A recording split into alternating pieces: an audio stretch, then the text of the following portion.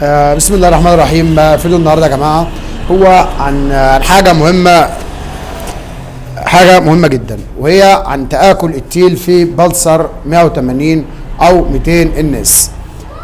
طبعا من اول بلسر 180 2020 لحد 22 حاجه بتكون بسيطه جدا، بس بتأدي معايا لتآكل في التيل الخلفي. ساعات بنيجي نلاقي لان التيل الخلفي فيه فرده متآكله وفرده لا،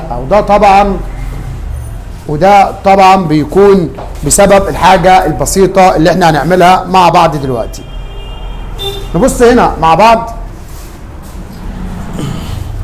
في الجزئيه دي، بيكون موجود عمليه صدى في الجزء ده، وبالتالي بيحصل معايا المفروض القطعه دي بتروح وتيجي بالشكل اللي احنا شايفينه ده عشان تساعد تآكل التيل. الجزء ده بيبتدي اللي هو يتحرك علشان البستن اللي هو داخل القطعه، الجزء اللي هي دي بيطلع، فبالتالي بيحصل معايا عمليه راجع في الجزء ده. فبالتالي الجزء ده لو قافش ما بيحصلش معايا عمليه التراجع اللي انا اتكلمت عليها، وبالتالي هيحصل معايا تآكل في التيل باستمرار. طيب ايه المفروض اللي انا اعمله علشان ان انا احافظ على الجزء ده؟ كل اللي هنحتاجه يا جماعه هي سرنجه، وهنيجي على جزئيه الجلد اللي هي موجوده هنا، هحطها في الجلده بالشكل ده. طبعا زيت موتور عادي، وهضغط زيت في الجزئيه دي. طبعا الجزء ده كان معايا قافش، طبعا انا عملت الفيديو بعد ما عملته. هنا في جلده تانية في الجزئيه دي،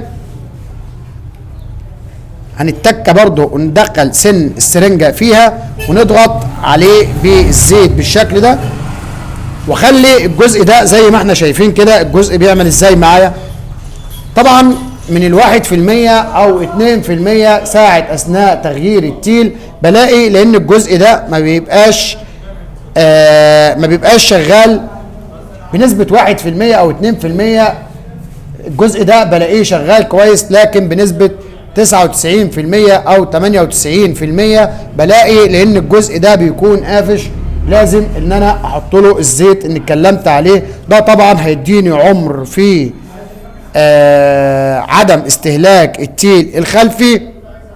وبكده يا جماعه ده فيديو النهارده ليكم. ولو عجبكم الفيديو تنسوش الاشتراك واللايك وتفعيل الجرس. وزي ما قلت هي سرنجه هنحتاجها كلها بجنيه، وهنحط فيها زيت وهنحطها في الجزء ده، هنقدر نحافظ على التيل لاطول فتره ممكنه. وبكده يا جماعه ده كان فيديو النهارده ليكم. ولو عجبكم الفيديو تنسوش الاشتراك واللايك وتفعيل الجرس.